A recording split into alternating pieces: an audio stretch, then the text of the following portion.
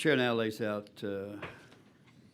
House Bill 353 with Chair Patterson presenting the bill. Thank you, Mr. Chairman, Sheriff, Representative, sir. I don't know what to call you. Mr. Chairman will work. Chair Louderback, members of the committee, I want to thank you for the opportunity to lay out this bill, House Bill 353 today. In 2022, I became aware of a concerning issue where an individual would sit in a lawn chair and watch children when they were outside playing on the playground at their daycare center. Because this individual was not on the daycare center's property, the daycare was unable to ask him to leave. Instead, they prevented the children from going out on the playground on multiple occasions when the man was in the area, as they had concerns for their safety.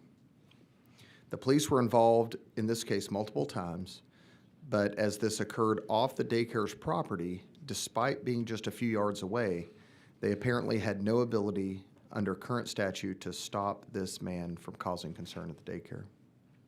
Last session, this bill was filed by HB 2962. Representative Kronda Timish, Representative Little now represents this district. We split the colony where the person who brought this bill forward serves on the city council.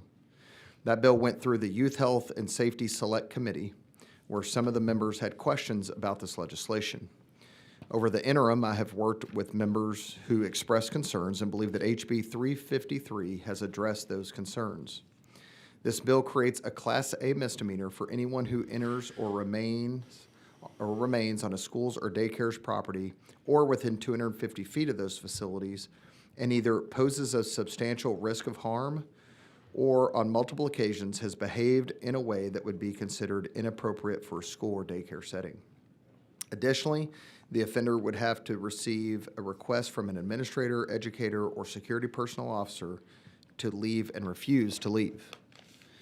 There are many individuals here today who can speak directly on similar issues that have occurred across the state, and I'm saddened to hear of the relevance of this issue, but look forward to addressing the concerns this session. I want to thank in particular Councilwoman Robin Holtz, who is here from the Colony, Texas, which I share with Representative Little, who is here, who brought this idea forward last session and again this session. And with that, I'd be happy to answer any questions that you all have. Questions from the committee?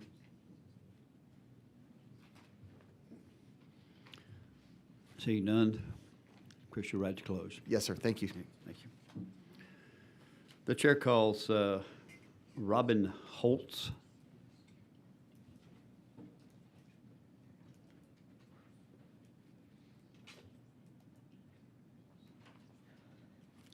Ms. Holtz, we show you registered as Robin Holtz.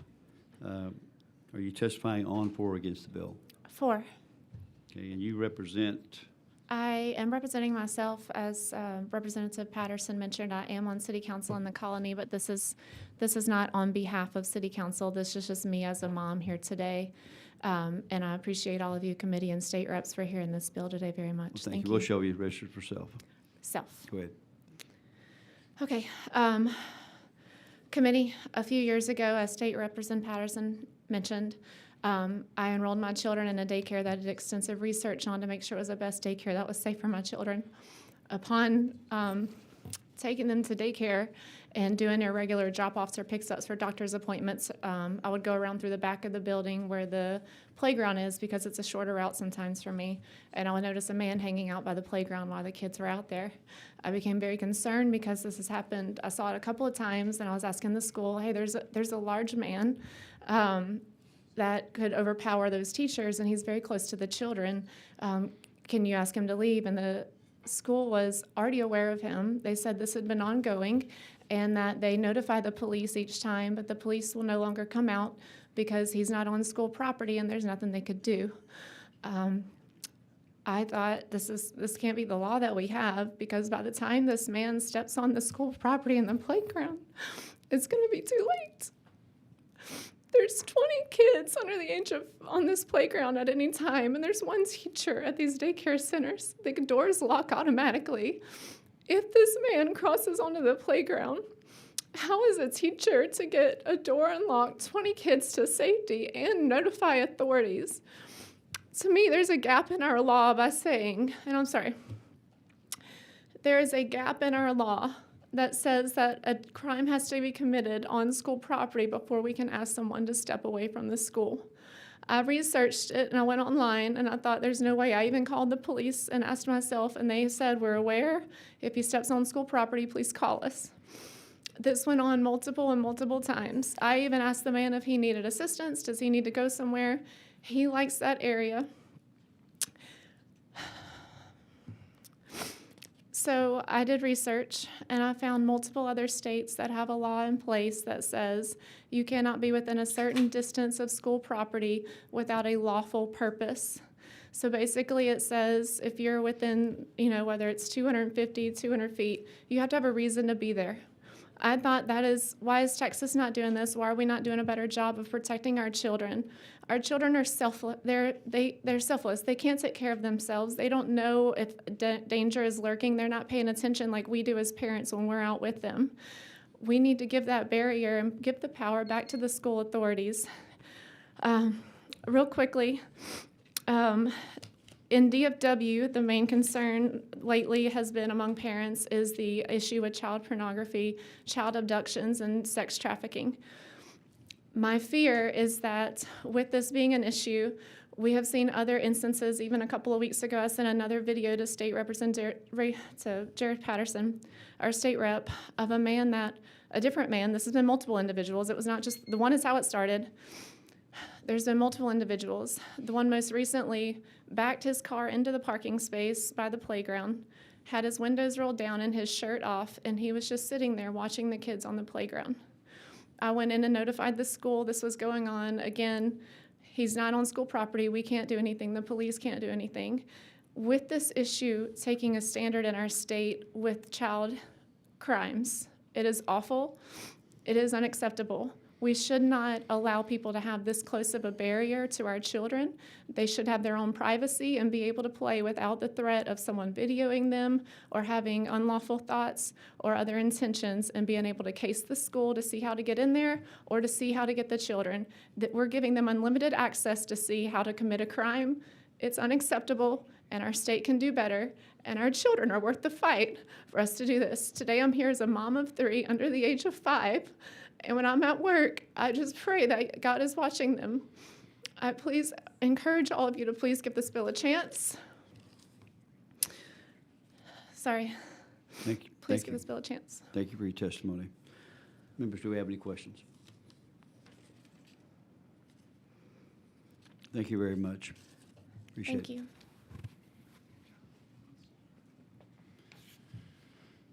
Number 2 is...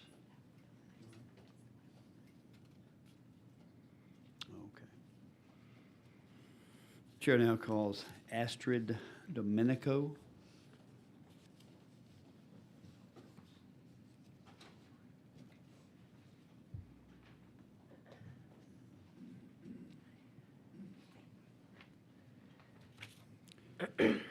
We show you represented Astrid Domenico. And who do you represent? Myself. Okay, and you're on for or against the bill? 4. For the bill. Thank you. Go ahead. Hello and good morning. My name is Astrid Domenico.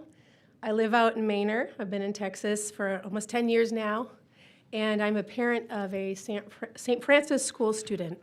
My daughter, Ayelet, is 9 years old in the 4th grade there now. I want to say thank you to Representative Patterson for sponsoring, supporting this bill, and thank you all for hearing my story for just a minute. I had the experience last winter of driving my car away from what I believed was a school shooting. I drove away from what I thought was a school shooting because I had my daughter in the car with me. One morning at school drop-off, as my then 3rd grader was zipping up her winter coat, not 15 feet away from us, a man walked up to our school crosswalk, just ahead of me, just there, with a rifle strapped to his back, during school drop-off, where there were children, teachers, parents all around. He started waving at the school just across the road, and then he started to cross towards the school. I drove away because I had my daughter in the car, and in that split second, it was either get her to safety and not help the unfolding situation, or stay and try to help, which I wanted to do, but put my daughter in danger. It was an excruciating decision. At the school, again, hundreds of people, but my daughter had seen this man too, right there in front of us with the gun. He was waving, he was walking towards the school, and she was very, very afraid. I called 911 and it rang and rang. I hung up and I tried again and it rang and rang. Later, someone from 911 called me back. In the meantime, I had texted my partner in Manor, who is ex-special operations. He said, I'll be there in 5 minutes, although we live 15 minutes away. By then, I had found a policeman stationed at ACC, and I told him the story, and he said, yes, we know that guy. There's nothing we can do about him. He's not technically doing anything wrong. This man came back to our school several times more, always with the gun, always at drop-off or pickup. To say we were terrorized is the only right way to put it.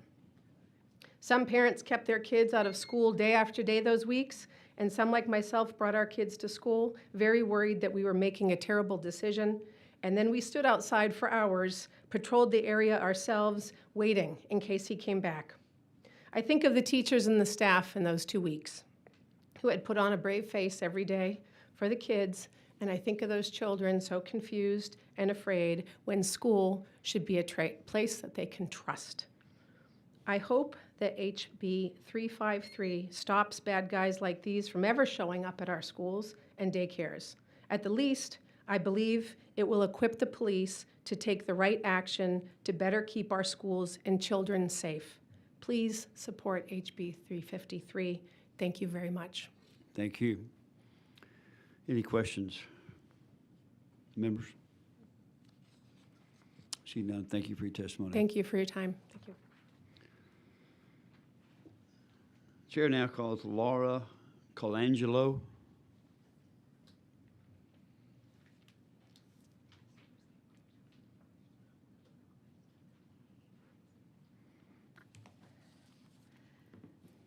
We show you registered as Laura Colangelo. Who you're representing? The Executive Director of the Texas Private Schools Association. Okay. Are you testifying on, for, or against? For The bill. Thank you. Go Yes. ahead.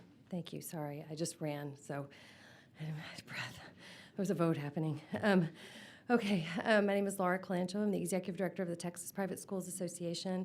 I represent the 941 private accredited nonprofit schools in the state that enroll approximately 308,000 students. I'm here very much in favor of HB 353. Very grateful to Representative Patterson for this bill. I understand that this bill came from a situation in his district, but I can tell you this is a problem all over the state and the country as well, and it's not getting any better. You're hearing from parents who faced a menacing situation outside of their private school here in Austin. Many parents all over the country are scared dropping their children off at school for unforeseen and unimaginable circumstances. Imagine having to drop your child off with what is appears to be an active threat right in front of you every day. So we did have a few suggestions to consider on the bill, although I know you've been working on this. That would be, the first would be to extend the perimeter around the property beyond the 250 feet if possible, but we will take what we can get.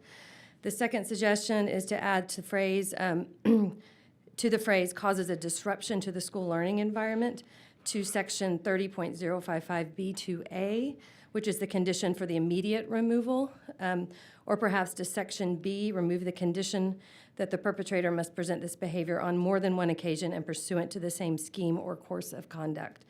The purpose of this change is to allow the removal of people the first time they exhibit these threatening behaviors and are asked to leave, and not require repeated and similar incidents. Something to consider. We don't know the underlying cause of these terrifying incidents. Perhaps it's an increase in criminality on the street, more political anger, or the proliferation of mental illness in the society. However, it's our responsibility and highest calling to keep our children safe. This bill goes a long way to give schools and law enforcement the tools that they need, that they've lacked in the past to help protect these children, and parents and children all over the state will thank you. So thank you for your consideration. Thank you. Members, any questions? I do have, could I have written testimony? Should I pass that out? Is that okay? Yes, certainly. Okay. Thank you.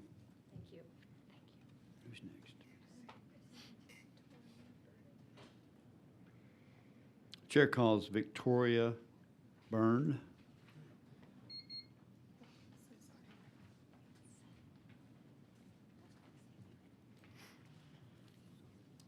We show you registered as Victoria Lydia Byrne, Correct.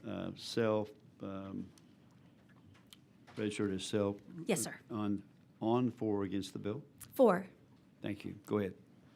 Representative Patterson and esteemed committee, thank you very much for your time. My name is Victoria Byrne, Austin native, small business owner, and above all, proud mom here in full support of House Bill 353. My daughter is a student at St. Francis. In November through December 2023, she was a kindergartner, just 5 years old, when Isaiah Smith took it upon himself to terrorize the faculty, families, and most heinously, the children of St. Francis. The kindergarten classrooms are on the first floor, with floor-to-ceiling windows directly facing the street. In an instant, the families of 30 children realized nothing but a pane of glass separated our kids from this threat. My daughter, who has since suffered night terrors, panic attacks, and anxiety, looked out of her window and saw the man with the pink hair and the guns walking right past her. I still have to occasionally pinky promise her that he's not going to come back. For 2 weeks, leading into the Christmas holidays in 2023, Mr. Smith terrorized our community. I was unable to leave my daughter at school. She was too afraid, and I temporarily closed my small business. Waves of panic calls and emails flooded our police, myself and others desperately seeking protection, yet APD indicated that Mr. Smith wasn't breaking any laws. In order to protect my child and my own sanity, our life was completely held hostage until Mr. Smith's indecency with a child charge surfaced. Later, we learned he had a total of 3 charges. Had HB353 been in effect, our school would have been spared from this trauma. Some places in our great state of Texas are undoubtedly sacred, schools above all.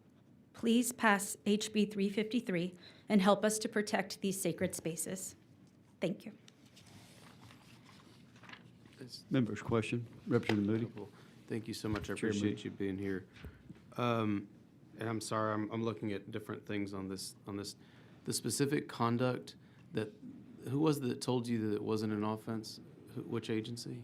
APD, APD. correct. Okay. Describe the specific conduct one more time. What was happening with So this we guy? had an individual who was essentially walking around the perimeter of our children's school with an AR-15, 2 handguns, and a GoPro attached to his chest twice a day for an extended period of time. So school administrators called APD. Did they even come out? They did, many times. Did they visit with this With the individual? with this person? As far as we know, yes. And even after that interaction, kept coming back, doing Yes, the sir. same thing? Yes, sir. Did they convey to you, if anything, what he said his purpose was? What was he up to? Did they get any information from him? So as far as my understanding, he was calling the school itself in the mornings prior to his parade and letting the school know that he was in support of the Second Amendment. And somehow this was a demonstration of sorts. But he waited for 8:15 school drop-off and 4 p.m. school pickup to demonstrate his cause. Okay. No, sorry, I didn't mean to drill down that much. There is a provision of disorderly conduct that can be touched on here. I mean, obviously it becomes a fact issue later down the road, but I mean, I do think in terms of the weapons portion of the conversation, there is a tool in the disorderly conduct statute.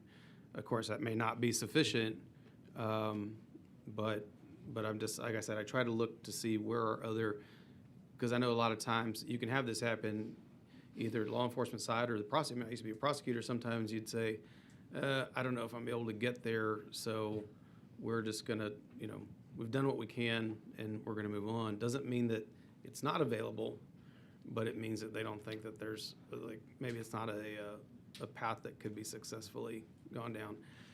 I mean, I would encourage in those situations that, maybe some better communication with with APD, because I mean, I think based on what you've described to me today, I think they could absolutely charge with this. And is that charge going to stick? I don't know. I don't know, but certainly seems like a very scary situation. So It absolutely I was. appreciate your Yes, sir. testimony. Thank you. Thank you, Chair Moody. Any other questions from the committee? Seeing none, thank you for your testimony. Thank you so much, everyone. Chair now calls Dana Runloff.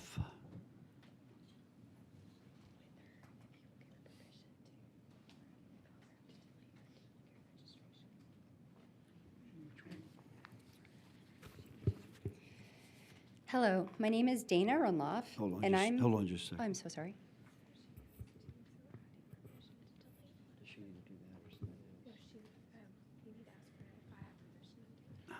Mr. Runloff, you have registered twice. My apologies. Okay. Do we have your permission to remove one of those? Yes, please. Thank you. This is my first time testifying. Okay. And you represent Myself. yourself today. And are you testifying on, for, or against the bill? I am testifying for the bill. Thank you. Go ahead. Hello, my name is Dana Runloff, and as I said, I'm giving testimony in support of HB 353. Thank you, Representative Patterson and the committee. I have 3 small children who go to St. Francis School. It's, as you heard, it's a small private school in North Central Austin. In November and December of 2023, a terrifying situation occurred at my children's school, and I'm just going to give you a few more details about it. A man, Mr. Isaiah Smith, started walking outside of St. Francis repeatedly over a 2-week period. He had a long gun strapped to his back, and he had a camera on his chest. We did receive a call, we don't know if it was from Mr. Isaiah Smith, who said something about he was going to walk by the school. And as far as I know, that we received 1 call. He came to the school at least 5 times. He walked on sidewalks adjacent to our school within 50 feet of classroom windows, and on the school crosswalk during drop-off and pickup when there were hundreds of children and parents coming to and from the school. His threatening behavior scared our community, and we called the police repeatedly.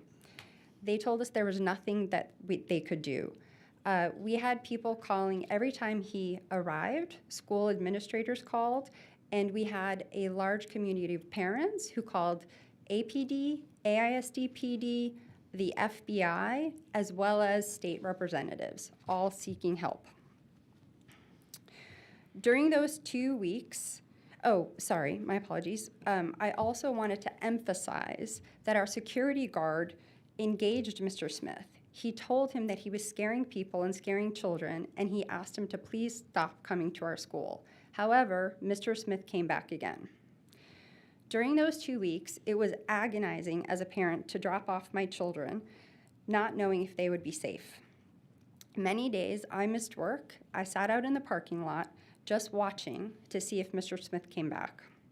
My children were scared and confused, and during one terrible moment on the way to school, my 8-year-old asked me, "Mommy, what about if he starts coming towards us and he wants to do something bad? What do we do?" I had to take a moment to compose myself, and just remembering it now makes me feel emotional. I told my children as calmly as I could, "You know what to do. Run as fast as you can." That was the best I had to offer my kids at the time, to keep them home from school or to remind them to run if this man came after them.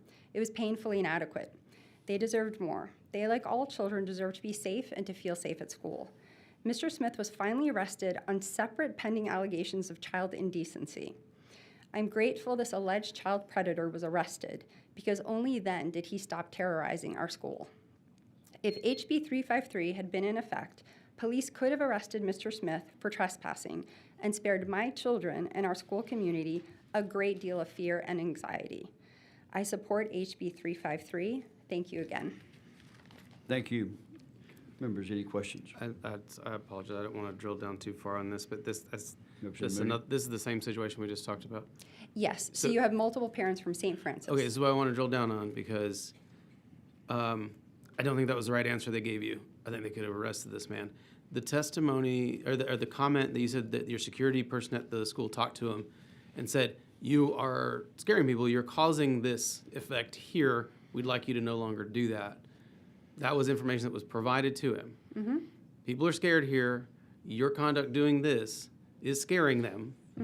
And he came back. That information was given to the police. Like, we have told him that this is what's happening here. Yes. I'm a former attorney, and I've read the disorderly conduct statute, and I agree with you. So right there, I mean, okay, on the first blush, I would agree with APD if they go up to him and he goes, "I'm just here demonstrating my rights." So I say, "Well, what's happening, sir, is you're causing there's a lot of panic going on in the school right now, and so that's the net effect of what you're doing.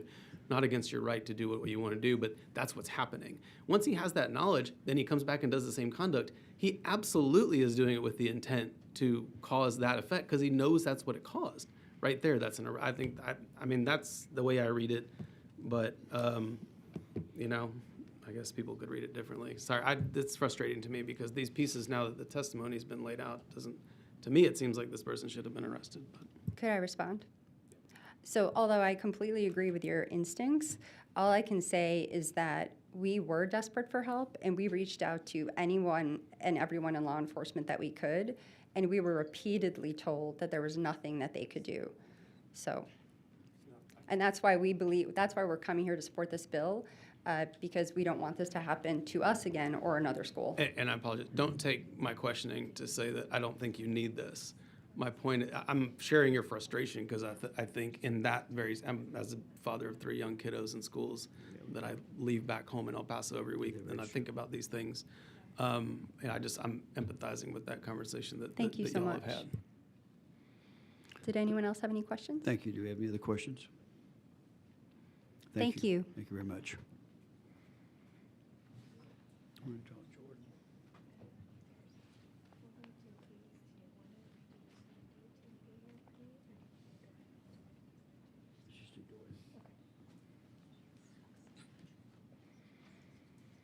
Chair calls Travis Jordan.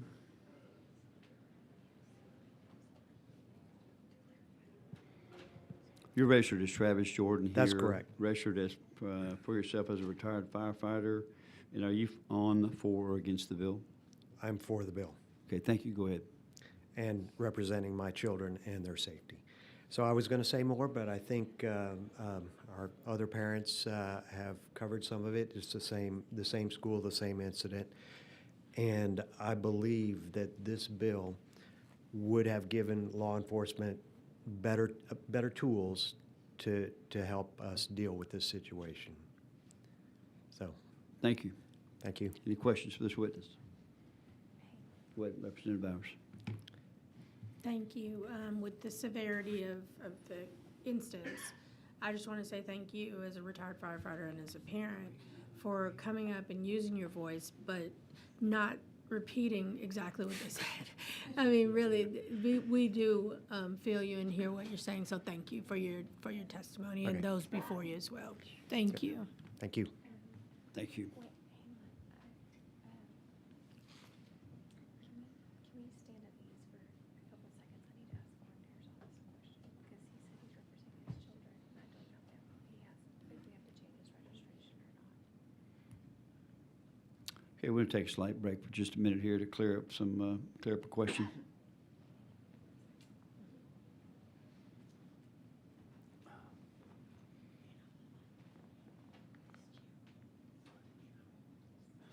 It's tough. I'll trade you.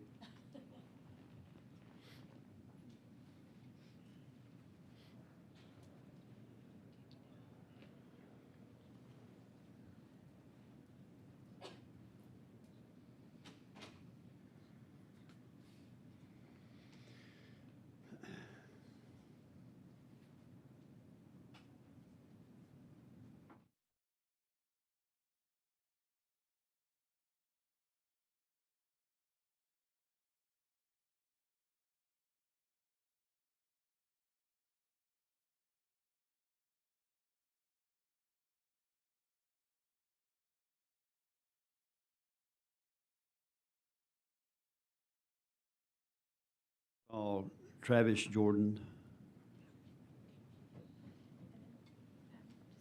Give permission to the clerk to change. No, sorry, you don't have to change the name. I'm sorry. Just to clarify. I'm sorry, we need to clarify who you're representing. Is it yourself? Myself. Okay, And my kids.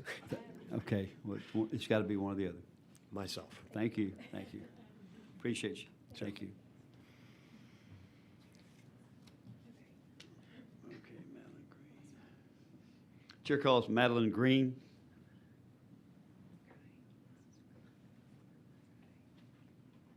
Who's TCCB? I can find out from her. You're registered as Madeline Green with TCCB. Yes, sir. Texas Catholic Conference of Bishops, for the bill. Okay, your position is for the bill. Yes, sir. For Texas Catholic. Conference. Got it. All right, go ahead. Thanks. Good afternoon, y'all. My name is Madeline Green. I'm a legal researcher for the Texas Catholic Conference of Bishops, testifying in support of House Bill 353. I'd like to share a different example to illustrate how this legislation can help us keep our students safe. In 2023, a man parked in front of one of our Catholic schools, St. Anthony's Basilica Cathedral School in Beaumont. The man was asked to leave several times, but he refused. He remained parked there for several days, and we, our staff, were very uncomfortable with his presence as he sat in his car staring into the front doors of our school every day for a couple of weeks. There was nothing that the police could do because this man was in a public space, so he did not have to comply with our request to leave. One of our nuns, Sister Virginia, literally sat outside monitoring the situation, and when he finally had a taillight out or some other minor infraction, that allowed police to ask him to step out of the car for a search. Police ended up finding his car filled with AK-47s and ammunition. Police arrested him and he was prosecuted, but this could have easily resulted in a tragedy. House Bill 353 would have been a solution to addressing this troubling situation on day one. Thus, we're in support of House Bill 353. Thank you. Any questions for Ms. Green? Representative Money. At what point I'm sorry about the whole story. I'm getting right into the questions. I've got small kids, and I can't imagine going through what all of you have gone through here. My wife has called me from the park before, like there's a weird man lurking about, that kind of stuff. I understand how concerning all those things are. I'm trying to decide, like, if this bill had already been passed, would you have known, and I'm focusing, you're not looking at the bill, did you know that he had weapons in the vehicle, or did you just know he was in the vehicle during the days that he sat there?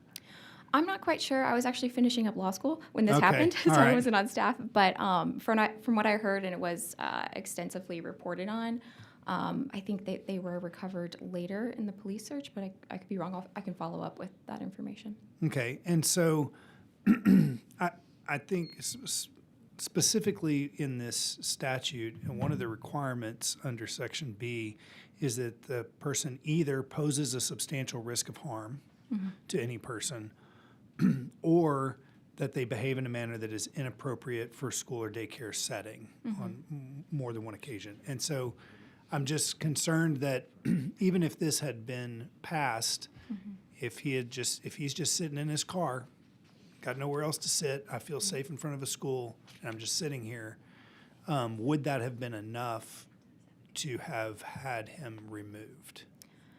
I'm not quite sure of the specifics, but I do know the gentleman was there for several weeks and every single day, and he was like watching and looking in the doors. So from his parked car right in front of the school. So I'm not quite sure what else fact-wise. But Definitely disturbing, definitely concerning. Sure. God bless Sister Virginia and everyone else that stood there to keep the kids safe. Yes, sir. I'm just wondering if that would have risen to the level of posing a substantial risk of harm, or behaving in a manner that is inappropriate for school or daycare setting.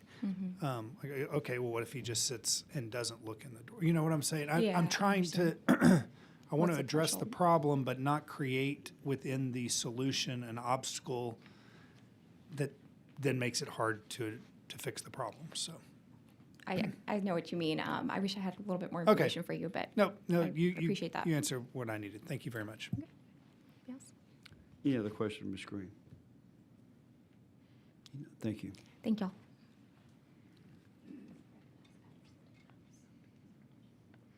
Is there anyone else who wishes to testify on, for, or against House Bill 353? If not, the chair recognizes Chair Patterson to close. Thank you, Mr. Chairman. As I think you can tell, there's a wide array of kind of different issues that this bill hopes to address. The bottom line is I think we need to provide more tools in the toolbox for law enforcement to not only engage with these people, but also give them the ability to ask them to leave. And that's what this bill hopes to address. If you guys have any, suggestions, I'd be more than happy to take those. And I'd be happy to answer any questions. Representative Patterson. Bowers. Bowers. Thank you, Mr. Chairman, and thank you, Representative Little, for letting me go, because I know you have a question too. So with all due respect to my chairman, Mr. Jared Patterson, thank you for this bill. Thank you. I'm a mom too, and we all know what concern we have for our children, and especially in our schools today. Could you clarify how this law would apply to public sidewalks and other public areas that happen to be within that 250 feet of a school? And then secondly, how this would affect normal public use of public spaces? Absolutely, and that was a concern, I think, that was brought up in the Youth Health and Safety Committee last session. Let me see if I can find my answer to that on the committee sub-language, because we did change it. Oh, that's why, one of the reasons why we added the issue here around, talking, basically having a talk first and then having to come back a second time and ask them, was just to make sure that we weren't doing a situation where we were profiling anyone or somebody's just walking their dog or anything like that, that someone that was not there for nefarious purposes wouldn't get caught up in this situation. So we added that kind of extra layer there. But it is within 250 feet of a school as it's currently drafted. And so that would be any property within 250 feet of the daycare or the school. Okay, great. And I do recognize that your bill includes that 250 feet buffer zone. How can you explain the rationale for this distance? I think you just touched on it a bit, and how it would be practically enforced. Do you mean like physically measuring, or well, I mean, I think we have a number of setback requirements in statute currently, whether it's a sexually oriented business or other things that we have in statute that may be more than 250 feet. This was the number that we chose based on conversations that we had with folks over the interim and throughout last session. Okay. Well, thank you so much for this bill, and I look forward to signing on to it, and wish you great success with it. Thank you, you. ma'am. Mhm. Chairman, do you have any other questions? Go ahead, Representative. Yeah, thank you, Chairman Louderback. So Representative Patterson, the testimony was very compelling. I think you're trying to do an important thing here. I have some concerns about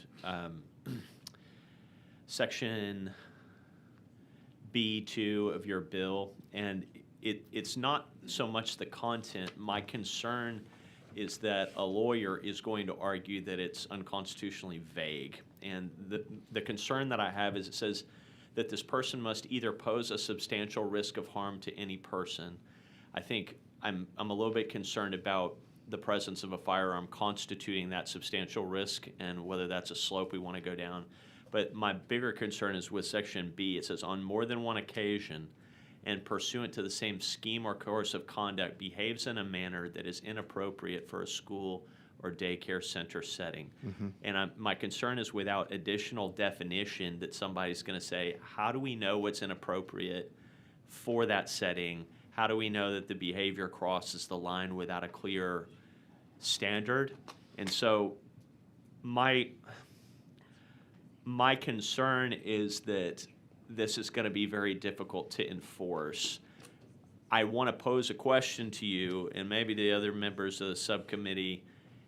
If simply receiving a request to depart from that zone around the school from an administrator, educator, or security personnel officer should be sufficient to cause that person to leave, regardless of how they're acting. Because I'm hearing these wonderful ladies and this gentleman tell their story about what they experienced, and the truth is that person was almost certainly lawfully carrying a firearm somewhere in public.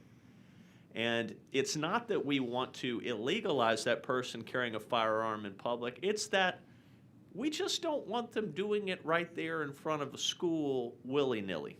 And so I pose the question to you if maybe it is a better course of action to just simply empower those persons to require people to leave even if they're not on the school property, regardless of the condition they're in. And I don't know if anyone else sees the point that I'm making, but I have the concerns about the vagueness, because one educator could go, I don't like the t-shirt that person's wearing, I need them to leave, whereas someone else might have a more legitimate concern. And I leave it up to you and just share my concerns. I appreciate that concern, and I don't necessarily disagree with your concerns there. This was kind of negotiated language that we had with the previous committee, that heard this, and working to find something that would work to solve this issue. If you have suggestions, certainly I'm wide open to that. If we can make this bill better in any way, I would be more than happy to work with you or any member of this committee or of the legislature, for that matter, to make this bill better so that we achieve what we hope to achieve here. I agree with you. The situation that we had in my district and in it was technically, I think, in Frisco, but that the councilwoman from the colony brought up didn't include firearms at all. It was just a creepy dude in a lawn chair watching kids on a playground. And so, if we can shore this up, I'm happy to do a committee sub or do a floor amendment and accept that if we can make this bill better. I'm a lawyer, so I'm short on original ideas, but maybe there is someone else here who has a proposal. My concern is that person who happens to be there and doesn't pose an obvious risk. Like if somebody shows up in body armor and a helmet with a rifle, that would make me pretty uncomfortable to drop my kid off as a parent, regardless of what their intentions were. I don't know the answer to this, and I leave it as an open question. Maybe some of the other committee members have an idea. Representative Money. Thank you, Mr. Chairman. My idea was I think we just strike B2. And I'd be open to hear opposition from some of our more liberty-minded. I feel like I'm pretty liberty-minded, but I used to think I was. Yeah. I think that and this is what I was getting at with the lady from the Catholic Bishops organization, is that I'm just not sure that as constituted, this bill is going to capture everything that we're concerned about. And I think it's going to create issues where there's a lot of judgment calls having to be made, not by whether or not we want that person here, but a judgment call made by whether or not we can prosecute based on that. Yes. And what we want to be able to do is say, if you're sitting in your lawn, this doesn't apply to you. Mm-hmm. So sorry, you're in your lawn, you're out there getting a tan, and you're looking across the street and enjoying, just hearing the sound of the kids playing and whatever. That might weird some people out, but you're on your own property. I don't know what we can do about that. But once you move into the sidewalk, the street, public park, wherever, and you show up with just a lawn chair and some sunscreen, we can say, why don't you move along? And if it's concerning enough for a school administrator to leave their office, go over there and ask the person to leave, maybe that should be enough. And if they don't leave, then they're open to prosecution. I tend to agree with you that just having an. I'm sorry. Wait just a second. Representative Bowers. I yield to Representative Little if he has. She's yielded to you. Thank you, Chairman. Sorry for interrupting. I tend to agree with you. I think that we ought to be able to empower that administrator for whatever reason to ask that person to go, and that they ought to be able to contact law enforcement and get some type of action. on that. So that may be a slightly shorter bill, but I'm concerned about the unconstitutional vagueness of 2B, and this may be a brighter line just for administrator to say, you got to go. The guy doesn't go. They call law enforcement. Law enforcement comes and makes them go. So, thought. Well, let's do this. Let's encourage a lot of conversation and talk offline Yes, sir. about this bill, because I think it's definitely necessary. Representative Bowers. Thank you, Mr. Chairman, appreciate it. So I'm not sure, because I am not a lawyer, if this is what y'all are talking about, Representative Money and Representative Little, but Representative Patterson, does this bill define behaving in a manner that is inappropriate? It is not. Okay. So are you concerned, or is there concern that this language could be interpreted too broadly? Well, here's what I'll say. I don't want perfect to be the enemy of good. I want something that law enforcement can utilize to move people along, or to arrest them if they refuse to do so. And if this language is too broad, where we can accomplish that goal, then I'm more than happy to change that language to whatever this committee sees fit. If this is the best that we can do this session, absent of better language, then I would rather get this bill moving and forward and through the process so that it doesn't stall out like it did last session. That's kind of where I'm at. I've done this where, we passed bills, we have seen unintended consequences, and we've come back and we've fixed them in future sessions. I'm happy to do that. I don't want to, by any stretch, have that imply that I'm willing to let someone's constitutional rights fly out the window just because, we can't get better language. But I will work with this committee to make sure that part gets buttoned up. And I would love to see this bill move forward in the process, and I'm more than happy, and I'm willing to state here on the record that if we need to do that as a floor amendment, even with some of y'all joint authoring this bill and working with us on that, I'm more than happy to do that. Thank you, Mr. Chairman, and thank you, Yes, ma'am. Representative Patterson. Thank you, Chair Patterson. You right to close? Yes, sir, I close. Okay. Thank you There's so no much. objection. The bill will be left pending. The chair hears none. House Bill 353 is left pending.